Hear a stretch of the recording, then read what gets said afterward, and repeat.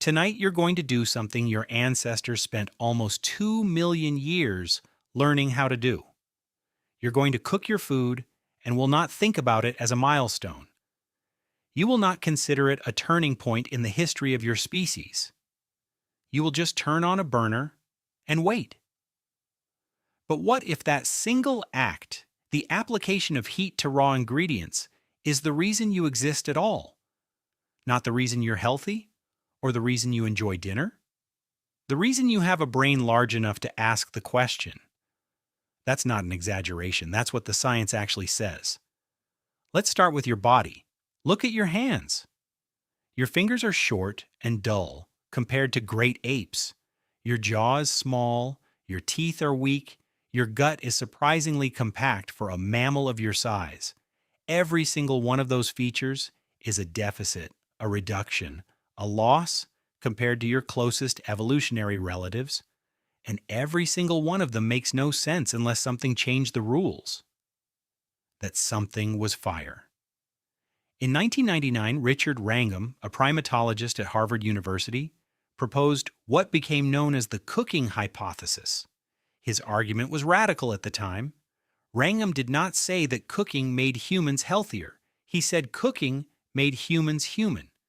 Specifically, he argued that the controlled use of fire and the cooking of food was the primary driver behind the dramatic expansion of the human brain that began approximately 1.8 million years ago with a species called Homo erectus. Think about what your brain costs you. Right now, sitting still, doing nothing, your brain is consuming roughly 20% of your total caloric energy. For an organ that makes up about 2% of your body weight, that's a lot of consumption. Growing that brain, evolving it, passing it on generation after generation, required a caloric surplus that raw food simply could not deliver consistently. Here is the problem with raw food. It's not the food you think it is. When you eat a raw carrot, your body extracts a fraction of the calories available in that carrot. When you cook it, the cell walls break down, the starches gelatinize, and the nutrients become dramatically more bioavailable. Researcher Rachel Carmody at Harvard has demonstrated that cooking can increase the energy yield of food by anywhere from 20 to 40%, depending on the food type. For starchy tubers, the kind early humans had access to across the African savanna, that difference could mean the gap between survival and starvation. Your digestive system knew this before your brain did. Or rather, your digestive system shrank because your brain grew. That trade-off, the expensive tissue hypothesis, first articulated by Leslie Alo and Peter Wheeler in 1995, suggests that the gut and the brain are in direct metabolic competition. Shrinking the gut frees up energy for the brain. But a smaller gut can only work if the food coming in is already partially broken down. It can only work if the food is cooked. So here is what actually happened long ago. Some ancestor of yours, at some point between 2.5 and 1.5 million years ago, encountered fire. Perhaps lightning. Perhaps a natural grassland burn. And crucially, they did not just survive it, they noticed what it did to food. Maybe meat left near the flames, maybe tubers that fell into ash. Whatever the specific moment was, something clicked.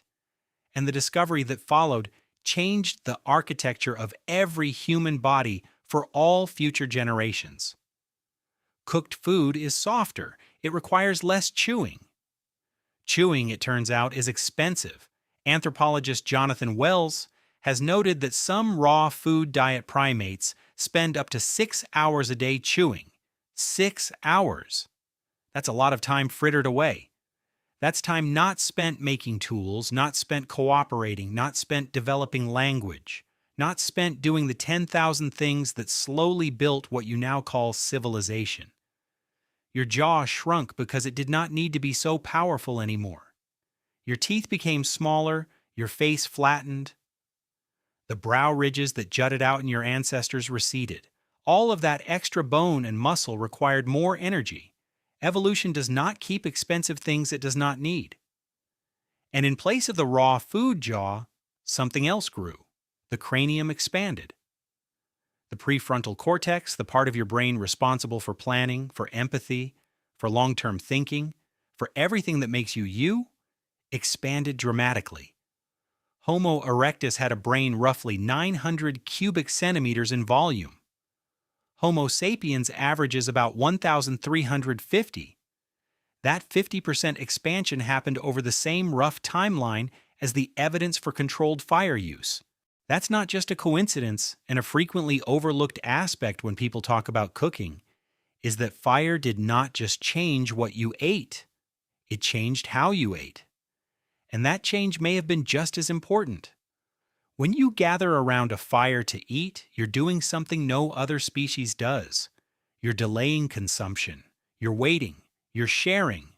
You're sitting in proximity to others for extended periods, in the dark, with your guard down, watching the light.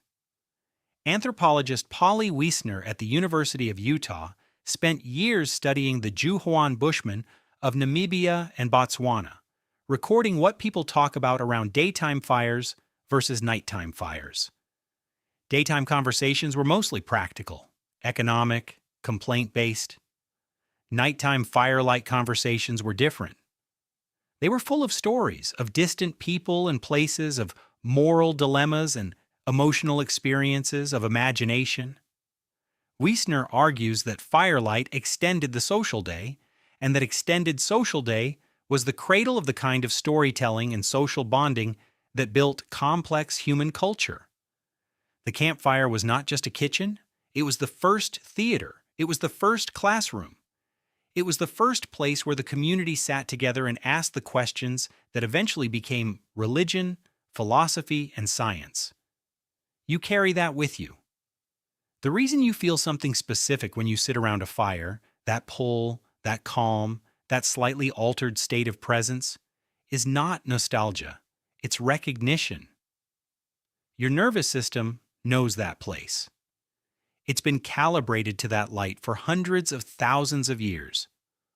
The warmth, the unpredictable flicker, the low crackle, these are some of the oldest signals of safety your species has. And it all started with someone, somewhere, eating something that had been touched by heat and deciding to do it again.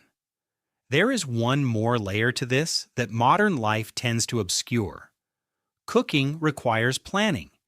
You cannot cook on impulse the way you can pick up a piece of fruit. You need fuel. You need time. You need to think ahead. You need to cooperate with others to protect the fire and prepare the food. Every meal that involved fire was a small act of collective foresight, and small acts of collective foresight, repeated across thousands of generations, built the neural architecture for every complex project the human species has ever attempted. The bridge your city drives over, the hospital where you were born, the satellite that delivered the signal your phone just received. Every one of those things traces back through engineering, through science, through language, through the abstract cooperation that made all of those things possible, to a group of creatures who learned to sit down together in the dark and wait for something to be ready. So the next time you turn on a burner and you wait and the smell of something cooking fills the room, understand what is actually happening. You're not just making dinner. You're completing a loop 2 million years in the making. You're doing the one thing that your ancestors discovered before language, before writing, before cities, before any of the things you call civilization. The thing that, more than any other, made you capable of imagining all of it. You're the animal that learned to cook. And that's why, tonight, when the food is ready, you will be there to eat it. Thank you for watching.